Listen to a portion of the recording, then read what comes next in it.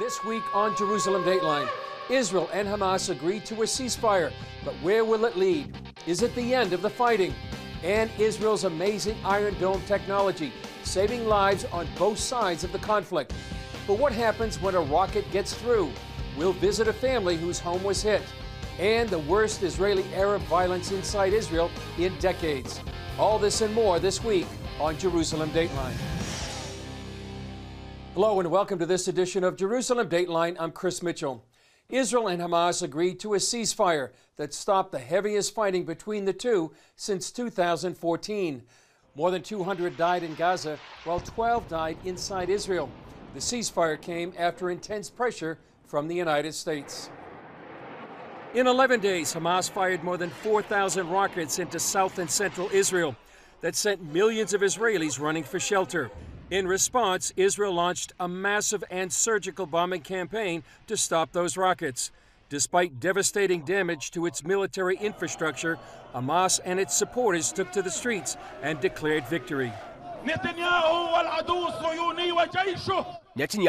the Zionist enemy, and his army said that they would destroy the tunnels above our resistance. And I tell him today that our fighters are now striding proudly in the tunnels. Iran supplied many of the rockets to Hamas, and in Tehran, the head of Iran's Revolutionary Guard boasted a new Palestine has emerged.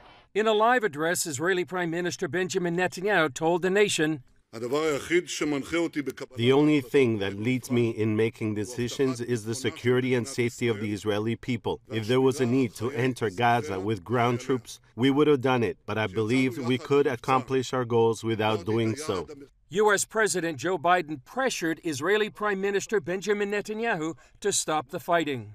I commended him for the decision to bring the current hostilities to a close within less than 11 days. I also emphasized what I've said throughout this conflict. The United States fully supports Israel's right to defend itself. Yet in Israel, nearly three-quarters of Israelis felt the ceasefire came too soon, without eliminating Hamas's ability to wage war. Hamas's charter calls for the destruction of Israel, and Islamic expert Dr. Mordecai Kadar told CBN News that for Hamas, the 11-day conflict was a jihad, a holy war, and Israel was on the front lines. Kadar says while the West may look on this as a ceasefire, Hamas sees this through the eyes of the Arabic concept of hudna. Means a temporary ceasefire, which is used by the jihadists in order not to start a course of peace, but in order to regain his power, in order to have a better jihad in the next phase. Israeli leaders now go back to trying to form a government. Even though most Israelis felt the war ended too soon, many approve of how Israeli Prime Minister Netanyahu handled the crisis. So he may yet survive the challenge to his leadership. And it's possible Israelis will also end up heading to the polls once again, the fifth time in just more than 2 years.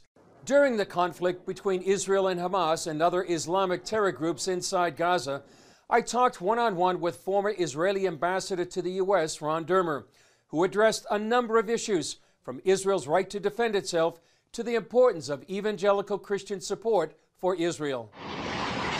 In the first week of the conflict alone, Hamas and other terror groups fired close to 3,000 missiles into Israel, putting up to 4 million Israelis in bomb shelters day or night. Ambassador Ron Dermer wonders how Americans would respond. I would ask Americans who are watching this unfold in Israel, think about this. Our army is fighting this war and surgically going after the terrorists not thousands of miles away from our shores. It's right in our backyard when our own population is in bomb shelters. So imagine 150, 200 million Americans sitting in bomb shelters. What do you think they'd want their army to do in order to get at the terrorists who are firing rockets at them? Many of Hamas's rockets have hit towns in south and central Israel, including its second-largest city, Tel Aviv. Dermer blames Hamas for a double war crime. They target our civilians by firing rockets indiscriminately into our population center, hoping to kill as many Israelis as possible. But the other thing they do is they embed their terrorist infrastructure in civilian areas. So they place their weapons next to schools, next to mosques, next to hospitals, and they even took over, military intelligence of Hamas took over a building where journalists are because they want to use these people as human shields. Well, these are legitimate military targets, and even though they're legitimate military targets, we will take the steps necessary to keep civilians out of harm's way. Israel has taken out large towers inside Gaza City and large parts of Hamas's war machine, but with relatively few casualties in light of Israel's massive bombing campaign. Because we warn them. We actually call people. We then fire a weapon that sort of knocks at the top of the building, telling people, get out of the building. We give them the time to leave, and then we take out the building. The Associated Press is outraged over Israel destroying the building that housed its offices, even though Israel reportedly showed evidence to the U.S. that Hamas worked out of that building. Dermer says Hamas is manipulating the media. Part of Hamas's strategy is to turn the media into enablers for what they're doing. How does it work? They will fire rockets at us. Then when we respond to that rocket fire in those civilian areas and unfortunately make a mistake or there's collateral damage, civilians die, then Hamas wants the entire world to blame Israel. The media should report on everything. But they should lay the blame squarely where it belongs, on Hamas. And if they understand Hamas, that the media will not enable them. Dermer says Hamas's strategy is to confuse the situation. They want to say both sides are at fault. Both sides are not at fault. On one side, you have a democracy called Israel that values human life, the lives of our own citizens, and also the lives of our enemy civilians, those who they are using as human shields. On the other side, you have a terror organization that glorifies death, that is trying to kill as many Israelis as possible and doesn't care about their own people. They actually will use them in their propaganda wars. And I don't think any moral equivalency should be made between the two. During the current conflict, Dermer says U.S. evangelical support is vital. I hope that Christians will make their voices heard now. I hope that they will call their representatives, tell them how important it is to stand with Israel. Because I can tell you something, Chris, and you've seen this around the world. Those people who are the opponents of Israel, they're in the streets. They're waving their flags. They're demonizing Israel. And it's important that the friends of Israel go out there and make clear that they stand with Israel. According to Dermer, what lies ahead is a determined Israeli campaign to degrade Hamas's ability to wage war, so that this conflict does not repeat itself anytime soon. Around the world, people have been amazed at the ability of Israel's Iron Dome anti-missile system to shoot down most of the rockets fired out of Gaza. We visited one of those batteries somewhere in central Israel, where the Iron Dome has saved lives on both sides of the conflict. During the recent conflict, as some 4 million Israelis sought cover in bomb shelters, an aerial battle was taking place in the sky, with Israel's Iron Dome providing an amazing layer of protection. Behind me is one of the many Iron Dome anti-missile systems here in south and central Israel. During the conflict with Hamas and other terror groups, the Iron Dome has shot down more than 90% of the rockets coming out of the Gaza Strip. Imagine yourself that those 90% rockets that were intercepted would be falling into our cities. CBN News met one of the men responsible for creating this technological marvel, retired General Doron Gavish. Through cooperation and funding from the U.S., Israel developed the anti-missile system 10 years ago. It's the technological equivalent of a bullet hitting a bullet. 10 years ago, it was only the beginning. We had to kind of invent the wheel because there is no other place in the world that something like this is going on. This viral picture, literally seen round the world, captured the essence of the Iron Dome. On the right side, you see rockets fired from Gaza.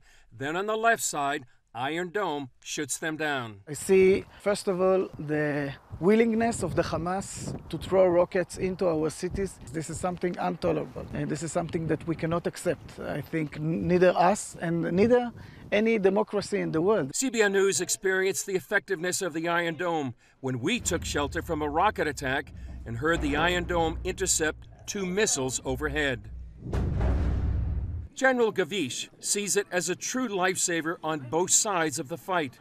Many believe without Iron Dome, Israel would have been forced into a ground war with potentially massive casualties. By the end of the day, we could look in the mirror and we could say we did something for the defense of Israel, we did something for our civilians, and we're saving life.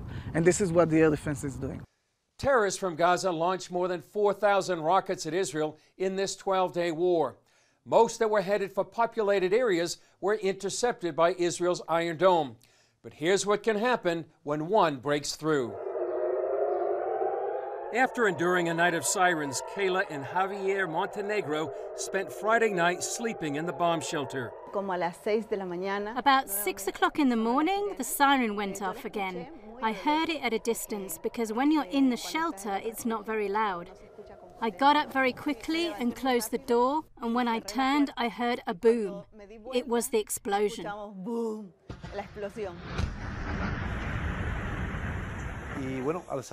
When I left the shelter, there was a smell of gunpowder and water was falling because the rocket had hit the water tank first, and that prevented a fire in the house. The rocket hit their building, then exploded before crashing through the ceiling of their top-floor apartment. What impacted me the most was that the Lord put peace in my heart. The neighbors were witnesses. They didn't know why we had so much peace. Later, we realized that we had several miracles. A few centimeters more, the rocket would have gotten into the house and it would have destroyed everything. Thank God the explosion was above and not inside the house. Some 4 million Israelis, nearly half of Israel's population, have been terrorized inside bomb shelters. Most of the rockets have hit the coastal region, but many have come here to Beersheba, and this one made a direct hit on the Montenegro's home. We've been living in Israel for 19 years. This is our 7th war. With each war, we see that the technology is greater on the enemy's side, with a longer range and much more power.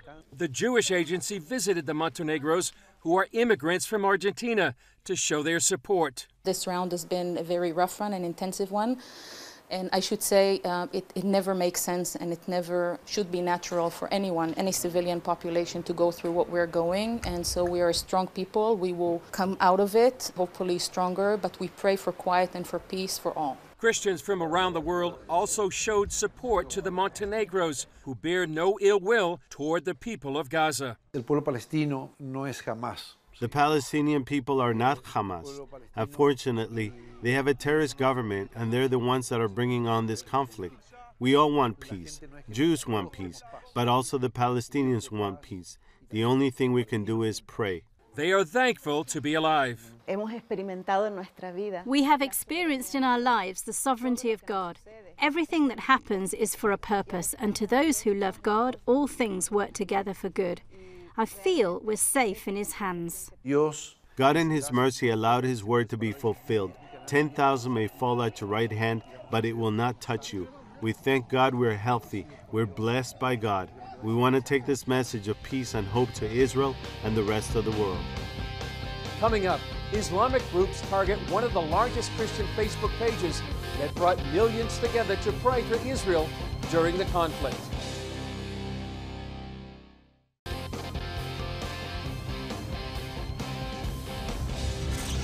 While Islamic groups from Gaza fired rockets into Israel, another battle, this time online, when Islamic groups attacked one of the largest Christian Facebook pages.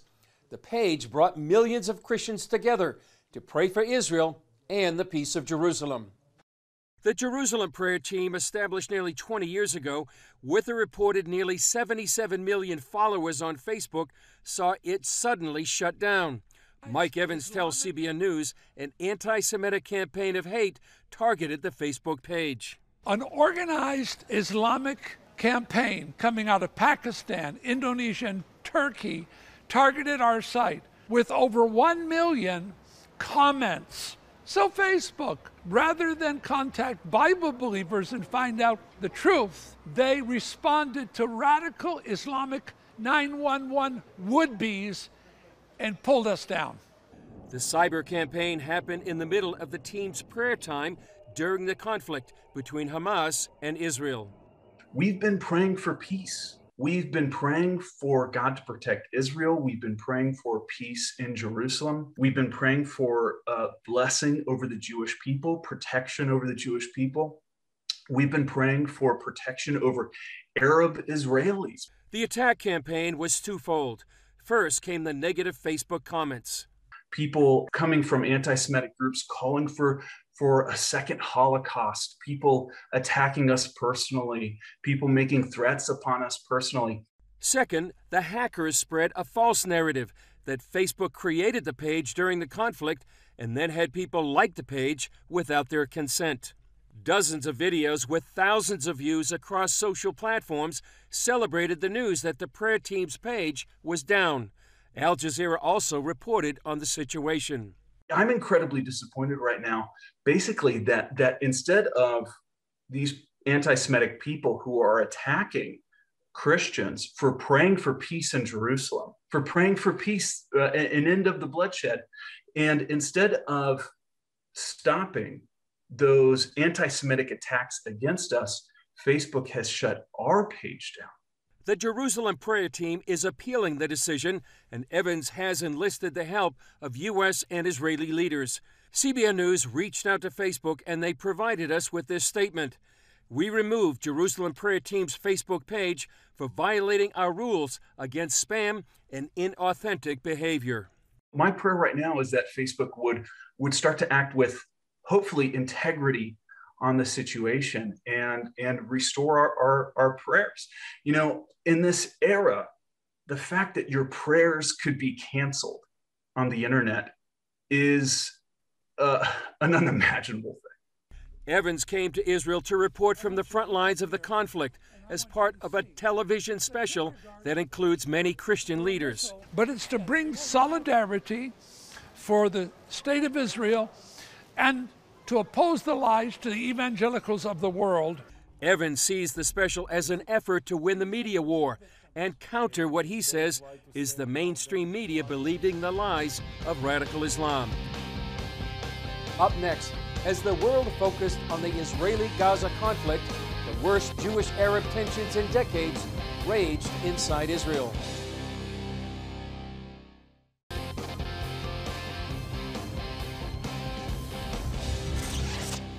While most international attention has been focused on Hamas launching rockets from Gaza and Israel's military response, on the ground some fear a greater scourge is taking place: growing violence between Arab and Jewish Israelis throughout Israel.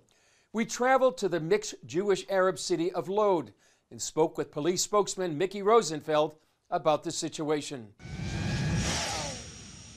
Mickey, tell us, we're here in Lod. What's been going on? We're at the entrance of Lod in the heart of Israel. We're about 5 kilometers from the international airport. We've had major disturbances and riots that have taken place inside the city. And at the moment, there are more than 500 extra border police officers tactically located at all different areas in order to prevent any further riots. Both inside the city itself where we are, we've had synagogues that have been burnt. An Israeli man was murdered brutally by Israeli Arab suspects who were arrested as part of the ongoing investigation. But this is a flashpoint in the heart of Israel at the moment. So as we cross here, Mickey, what sparked all this? How did this all get started? Well, this was part of the tensions that took place all across Israel. Unfortunately, by Israeli Arabs who were involved in disturbances, took to the streets unnecessarily, and it's very sad to see because the Israeli Arabs are part of our communities. All of a sudden they take to the streets, and as you can see here, they were burning stuff, burning equipment. They were involved in full-scale riots. All of this was equipment that they used to block the roads. There was a full-scale riot where our police units over here where we are right now had to use non-lethal weapons and disperse and prevent Israeli Arabs from attacking Jewish people here in the cities. It's not 1948, it's not 1967, it's not the pogroms. These type of acts cannot take place in a modern, democratic society. What has been done to try to diffuse the situation? Have leaders of Jewish and Arab communities been meeting? Our police officers and the commanders of the city have met with the mayor. We're calling upon all of the residents to take control of the situation and be calm. We are asking the leaders also to walk around with us and be on the streets, get the message out. It's not just a tactical police effort on the ground, but it's also an important leadership effort that has to also take place by the mayor and the leaders of the Israeli Arab communities. I can also confirm to you that over the last 24 hours, the situation has calmed down somewhat, but a lot of police activities taking place, searching for weapons that could be inside apartments that could be used. And we want to do everything possible to make sure that there won't be anyone that will be killed or majorly injured here inside the city, both Jewish residents as well as Israeli Arab residents. A lot of people that watch this pray for Israel. How would you recommend that they pray for the situation? Well, Israel is a strong country. Israel has a humanitarian army.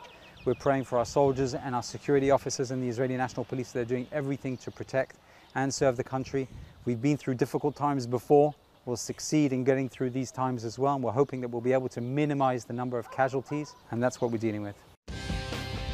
Still ahead, an artist who has been working for years to turn deadly Hamas rockets into something beautiful.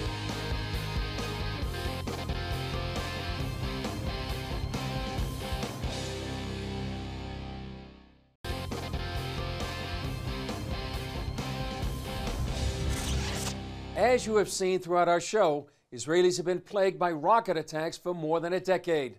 Here's a story we did some years ago about one Israeli artist who was working to turn that suffering into beauty. Yaron Bob is an art teacher and blacksmith who lives in Yated, a small Israeli community near the border with the Gaza Strip. The first Qassam that I was receiving, I didn't want to touch them. This is the instrument of death. Bob gets the spent rockets after they have been checked by the bomb squad. I started to play with the Qassam and started to see what I can do. It struck me that I need to make a rose from the Qassam. The base is a map of Israel with the rose growing out of the border with Gaza. I take the Qassam, the instrument of death, and I change it. I transfer it into something of beauty. Well, that's just one way Israelis have for years been redeeming this horrific situation. Please remember to pray for the protection of Israel. And remember the psalmist said that he that watches over Israel shall neither slumber nor sleep. And pray that he will comfort all those who have lost loved ones in this conflict. And remember too, on Saturday, May 22nd, we'll be presenting an online webinar called Israel Under Fire from Gaza. To sign up, go to go.cbn.com/Israel Under Fire. Well, that's all for this edition. I'm Chris Mitchell. We'll see you next time on Jerusalem Dateline.